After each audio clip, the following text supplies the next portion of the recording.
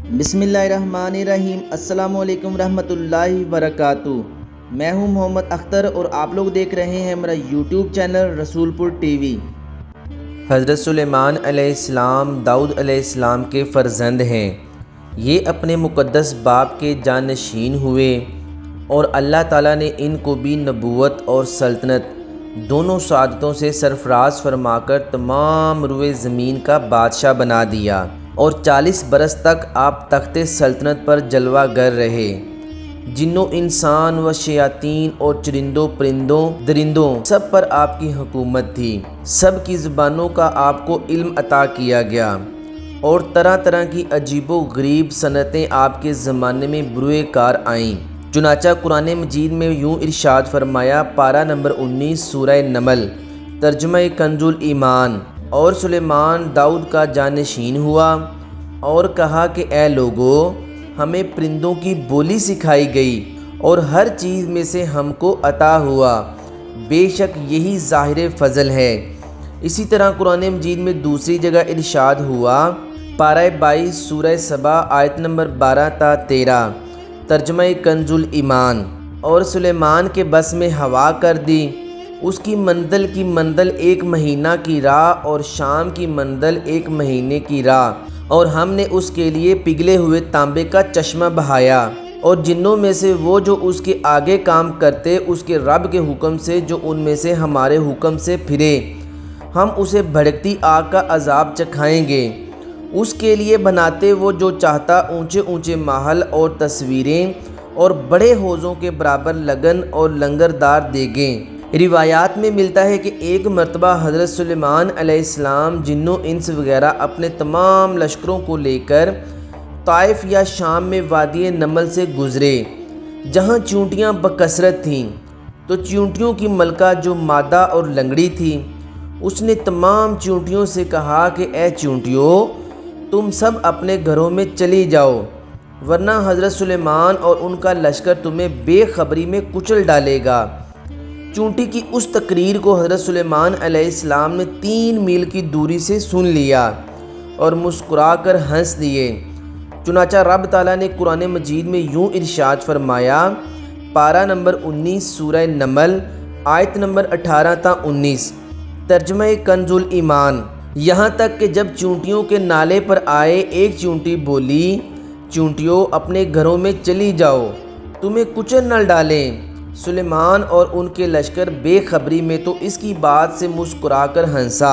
پیارے دوستو، اس قرآنی واقعہ سے ہمیں چند اسباق سیکھنے کو معلوم ہوتے ہیں۔ نمبر 1، چونٹی کی آواز کو 3 میل کی دوری سے سن لینا، یہ حضرت سلیمان علیہ السلام کا معجزہ ہے۔ اور اس سے معلوم ہوا کہ حضرات انبیاء کرام علیہ السلام کی بصارت و سماعت کو عام انسانوں کی بصارت و سماعت پر قیاس نہیں کر سکتے، بلکہ حق یہ ہے کہ انبیاء کرام کا سننا اور دیکھنا اور دوسری طاقتیں عام انسانوں کی طاقتوں سے بڑھ چڑھ کر ہوا کرتی ہیں۔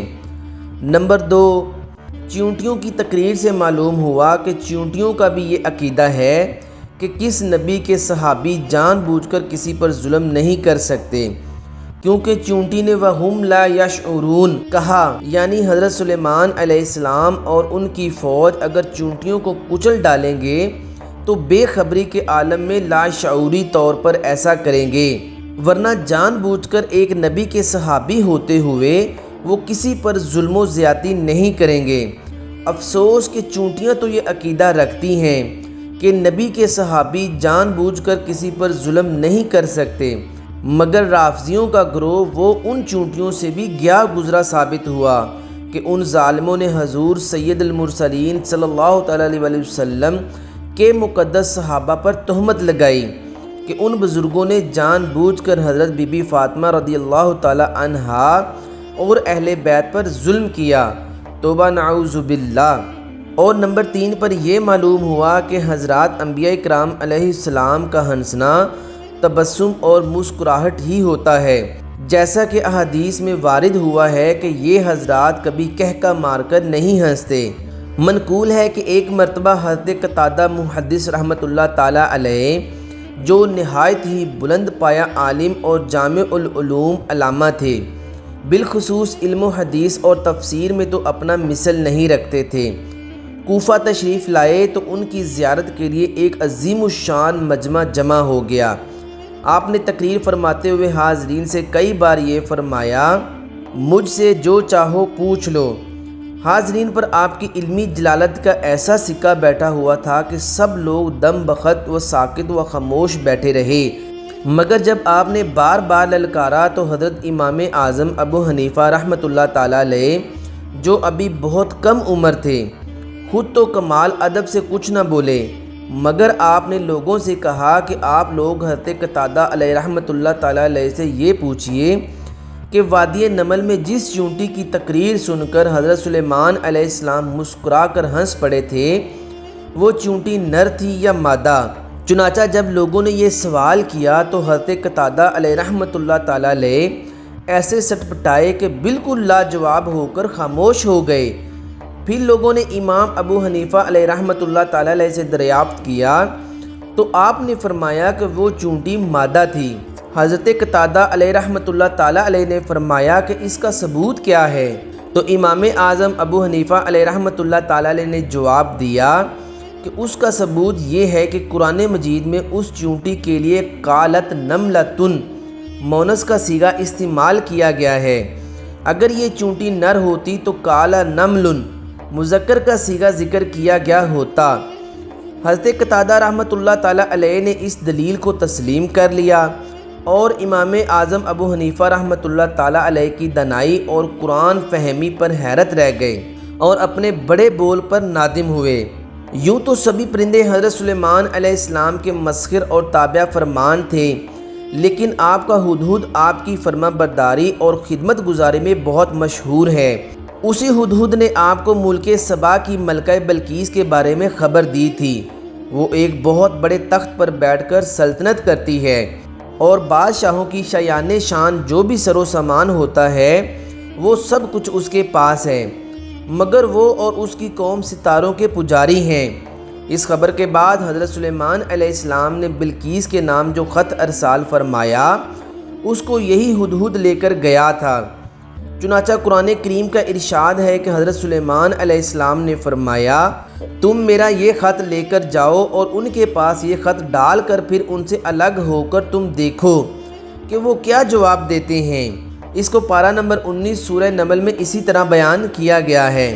چنانچہ ہدہد خط لے کر گیا اور بلقیس کی گود میں اس خط کو اوپر سے گرا دیا۔ اس وقت اس نے اپنے گرد امراء اور ارکان سلطنت کا مجمع اکٹھا کیا، پھر خط کو پڑھ کر لرزہ برآمدام ہو گئی اور اپنے اراکین سے یہ کہا، پارہ نمبر 19 سورہ نمل آیت نمبر 29 تا 31 ترجمہ کنز الایمان، اے سردارو، بے شک میری طرف ایک عزت والا خط ڈالا گیا، بے شک وہ سلیمان کی طرف سے ہے اور بے شک وہ اللہ کے نام سے ہے جو نہایت مہربان رحم والا، یہ کہ مجھ پر بلندی نہ چاہو اور گردن رکھتے ہوئے میرے حضور حاضر ہو۔ خط سنا کر بلقیس نے اپنی سلطنت کے امیروں اور وزیروں سے مشورہ کیا کہ تو ان لوگوں نے اپنی طاقت اور جنگی مہارت کا اعلان و اظہار کر کے حضرت سلیمان علیہ السلام سے جنگ کا ارادہ ظاہر کیا۔ اس وقت عقل مند بلقیس نے اپنے امیروں اور وزیروں کو سمجھایا کہ جنگ مناسب نہیں ہے، کیونکہ اس سے شہر ویران اور شہر کے عزت دار باشندے ذلیل و خوار ہو جائیں گے، اس لیے میں یہ مناسب خیال کرتی ہوں کہ کچھ ہدایہ و تحائف ان کے پاس بھیج دوں۔ اس سے امتحان ہو جائے گا کہ حضرت سلیمان علیہ السلام صرف بادشاہ ہیں یا اللہ عز و جل کے نبی بھی ہیں۔ اگر وہ نبی ہوں گے تو ہرگز میرا ہدیہ قبول نہیں کریں گے، بلکہ ہم ان لوگوں کو اپنے دین کے اتباع کا حکم دیں گے، اور اگر وہ صرف بادشاہ ہوں گے تو میرا ہدیہ قبول کر کے نرم ہو جائیں گے۔ چنانچہ بلقیس نے 500 غلام، 500 لونڈیاں اور بہترین لباس اور زیوروں سے آراستہ کر کے بھیجے، اور ان لوگوں کے ساتھ 500 سونے کی اینٹیں اور بہت سے جوہرات اور مشک و عنبر اور ایک جڑاؤ تاج ماں ایک خط کے اپنے قاصد کے ساتھ بھیجا۔ ہدہد سب دے کر روانہ ہو گیا اور حضرت سلیمان علیہ السلام کے دربار میں آ کر سب خبریں پہنچا دیں۔ چنانچہ بلقیس کا قاصد جب دونوں کے بعد تمام سامانوں کو لے کر دربار میں حاضر ہوا تو حضرت سلیمان علیہ السلام نے غضبناک ہو کر قاصد سے فرمایا۔ پارہ نمبر 19 سورہ نمل آیت نمبر 36 تا 37۔ ترجمہ کنز الایمان، فرمایا کیا مال سے میری مدد کرتے ہو؟ تو جو مجھے اللہ نے دیا وہ بہتر ہے اس سے جو تمہیں دیا، بلکہ تمہیں اپنے تحفہ پر خوش ہوتے ہوئے پلٹ جا۔ ان کی طرف تو ضرور ہم ان پر وہ لشکر لائیں گے جن کی انہیں طاقت نہ ہوگی، اور ضرور ہم ان کو اس شہر سے ذلیل کر کے نکال دیں گے یوں کہ وہ پست ہوں گے۔ چنانچہ اس کے بعد جب قاصد نے واپس آ کر بلقیس کو سارا ماجرا سنایا تو بلقیس حضرت سلیمان علیہ السلام کے دربار میں حاضر ہو گئیں۔ حضرت سلیمان علیہ السلام کا دربار اور یہاں کے عجائبات دیکھ کر اس کو یقین آ گیا کہ حضرت سلیمان علیہ السلام خدا عز و جل کے نبی برحق ہیں اور ان کی سلطنت اللہ ہی کی طرف سے ہے۔ حضرت سلیمان علیہ السلام نے بلقیس کو اپنے دین کی دعوت دی تو اس نے نہایت ہی اخلاص کے ساتھ اسلام قبول کر لیا۔ پھر حضرت سلیمان علیہ السلام نے بلقیس سے نکاح کر کے اس کو اپنے محل میں رکھ لیا۔ اس سلسلے میں ہدہد نے جو کارنامے انجام دیے وہ بلا شبہ عجائبات عالم میں سے ہیں اور جو یقیناً حضرت سلیمان علیہ السلام کے معجزات میں سے ہیں۔ ملکہ سبا بلقیس کا تخت شاہی 80 گز لمبا اور 40 گز چوڑا تھا۔ یہ سونے، چاندی اور طرح طرح کے جواہرات اور موتیوں سے آراستہ تھا۔ جب حضرت سلیمان علیہ السلام نے بلقیس کے قاصد اور اس کے ہدایہ و تحائف کو ٹھکرا دیا اور اس کو یہ حکم نامہ بھیجا کہ وہ مسلمان ہو کر میرے دربار میں حاضر ہو جائیں، تو آپ کے دل میں یہ خواہش پیدا ہوئی کہ بلقیس کے یہاں آنے سے پہلے ہی اس کا تخت میرے دربار میں آ جائے۔ چنانچہ آپ نے اپنے دربار میں درباریوں سے یہ فرمایا۔ پارہ نمبر 19 سورہ نمل آیت نمبر 38 تا 39۔ ترجمہ کنز الایمان، سلیمان نے فرمایا کہ اے درباریو، تم میں سے کون ہے کہ وہ اس کا تخت میرے پاس لے آئے قبل اس کے کہ وہ میرے حضور متی ہو کر حاضر ہوں۔ ایک بڑا خبیث جن بولا، حضور میں حاضر کر دوں گا قبل اس کے کہ حضور اجلاس برخاست کریں، اور میں بے شک اس پر قوت والا اور امانت دار ہوں۔ جن کا بیان سن کر حضرت سلیمان علیہ السلام نے فرمایا کہ میں یہ چاہتا ہوں کہ اس سے بھی جلد وہ تخت میرے دربار میں آ جائے۔ یہ سن کر آپ کے وزیر حضرت آصف بن برخیہ رضی اللہ تعالی عنہ، جو اسم اعظم جانتے تھے اور ایک باکرامت ولی تھے، انہوں نے حضرت سلیمان علیہ السلام سے عرض کیا کہ جیسا کہ قرآن مجید میں ہے، پارہ 19 سورہ نمل ترجمہ کنز الایمان، اس نے عرض کی کہ جس کے پاس کتاب کا علم تھا کہ میں اسے حضور حاضر کر دوں گا ایک پل مارنے سے پہلے۔ چنانچہ حضرت آصف بن برخیہ نے روحانی قوت سے بلقیس کے تخت کو ملک سبا سے بیت المقدس تک حضرت سلیمان علیہ السلام کے محل میں کھینچ لیا، اور وہ تخت زمین کے نیچے نیچے چل کر لمحہ بھر میں ایک دم حضرت سلیمان علیہ السلام کی کرسی کے قریب نمودار ہو گیا۔ تخت کو دیکھ کر حضرت سلیمان علیہ السلام نے یہ کہا۔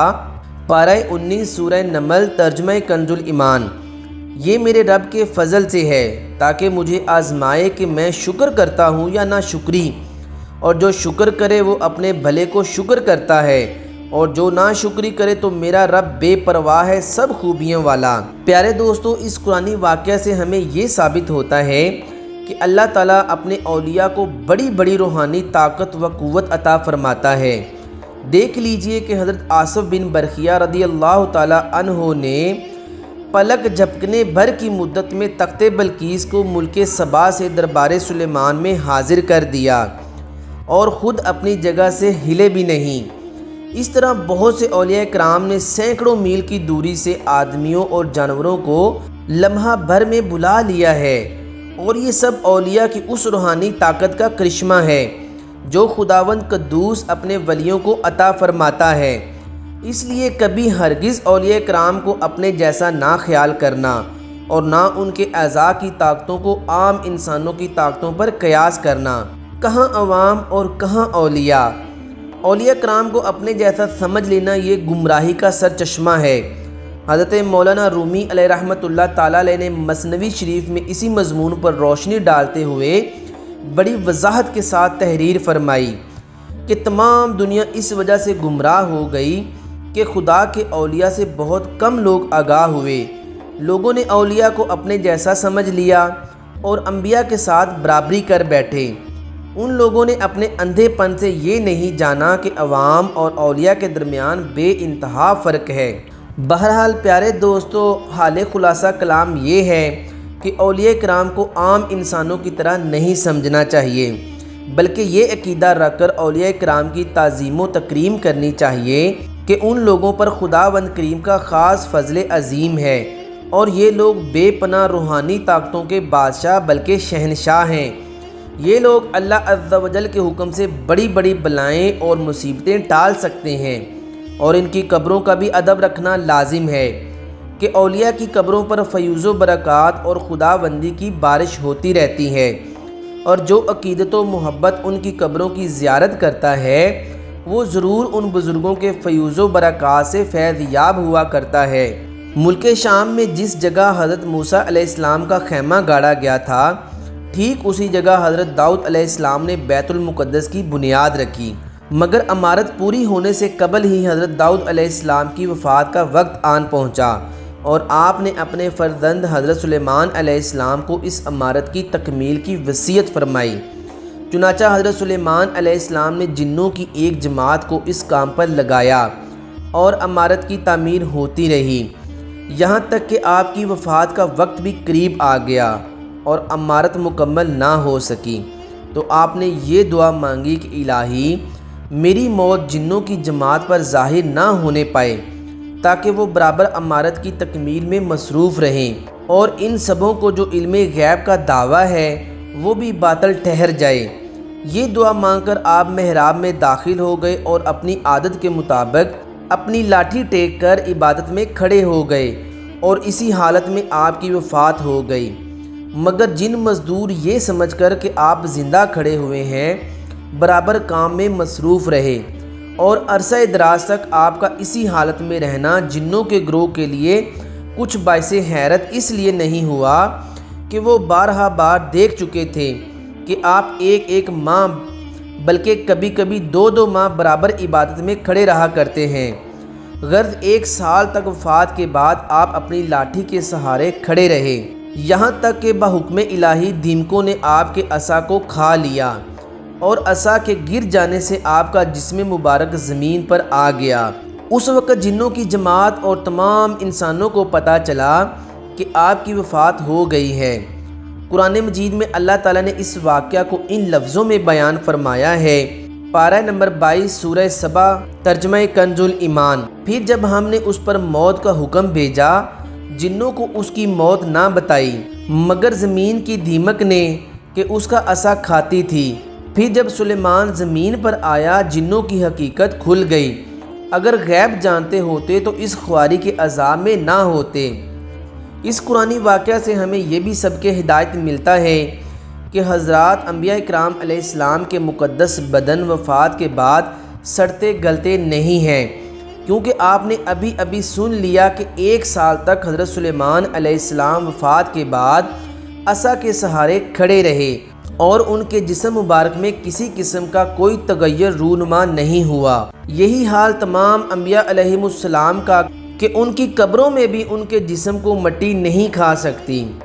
چنانچہ حدیث شریف میں ہے کہ جس کو ابن ماجہ نے روایت کیا ہے کہ بے شک اللہ نے زمین پر حرام فرما دیا ہے کہ وہ انبیاء کے جسم کو کھائے، لہذا اللہ کے نبی زندہ ہیں اور ان کو روزی دی جاتی ہے۔ اور حاشیہ مشکات میں تحریر ہے کہ ہر نبی کی یہی شان ہے کہ وہ قبروں میں زندہ ہیں اور اللہ تعالیٰ ان کو روزی عطا فرماتا ہے، اور یہ حدیث صحیح ہے۔ اور امام بہقی نے فرمایا کہ انبیاء علیہم السلام مختلف اوقات میں متعدد مقامات پر تشریف لے جائیں، یہ جائز و درست ہے۔ حضرات انبیاء اکرام علیہم السلام اپنی اپنی مقدس قبروں میں حیات جسمانی کے لوازم کے ساتھ زندہ ہیں۔ حضرت سلیمان علیہ السلام کی عمر شریف 53 سال کی ہوئی، 53 ایئرز۔ 31 برس کی عمر میں آپ کو بادشاہی ملی، 31 ایئرز کی عمر میں آپ کو بادشاہی ملی، اور 40 برس تک آپ تخت سلطنت پر جلوہ گر رہے، اور 40 برس تک آپ تخت سلطنت پر جلوہ گر رہے۔ آپ کا مزار اقدس بیت المقدس میں ہے۔ واللہ تعالی عالم۔ اللہ تعالیٰ سے دعا ہے کہ ہم نے جو کچھ سنا اور جو کچھ سیکھا اور جو کچھ سمجھا ہمیں اس پر عمل کرنے کی توفیق عطا فرمائے۔ ویڈیو اچھی لگے تو چینل کو ضرور سبسکرائب کر لیجئے گا، لائک اور فرینڈ اینڈ فیملی کے ساتھ شیئر ضرور کیجئے گا۔